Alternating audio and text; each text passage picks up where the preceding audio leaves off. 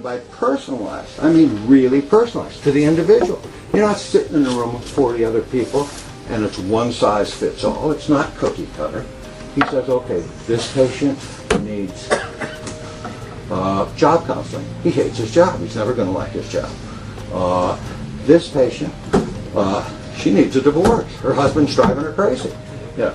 It's personalized to the person, and it emphasizes total wellness. Rodney Dangerfield had a very funny line. He said, I don't actually like cocaine, I just like the way it smells. And he's not alone. There are 100 million people in America that have addiction problems. But the science now backs us up. We have the genetic code has been cracked. We understand there are several gene markers for addiction. There's probably a dozen now, and there'll probably be another dozen, in another 6 months. But we can actually identify people that have a predisposition to cocaine problems, alcohol problems. The future of addiction is very interesting. We're going to see vaccines. We have a vaccine for cocaine that's coming out in a couple of years. Very interesting. They took a cold virus and they figured out what part of that rhinovirus, it's a cold virus, stimulates the immune response to produce an antibody. The antibody comes and attacks the virus. That's how you get better.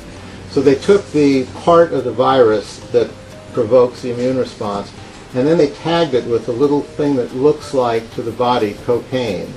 And they injected this into rats, but it's the same principle. Are you alone on the front lines of this paradigm? Do you have other communication with other doctors? No, I think I'm not Madame Curie here. This is information that's out there, and a lot of this is information that I've learned in these conferences and at these meetings and in my readings.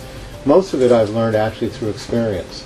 And so no, I'm definitely not alone. And there are a lot of doctors that treat addiction in similar ways. And I like treating addiction. Addiction is it's sort of a mind-body disease. It incorporates not only the emotional but the physical. And actually when you treat other chronic medical diseases like diabetes and heart disease and cancer, you're putting Band-Aids on people most of the time. You can actually fix somebody with an addiction. You can actually restore their lives, and it's a very rewarding feeling when it works.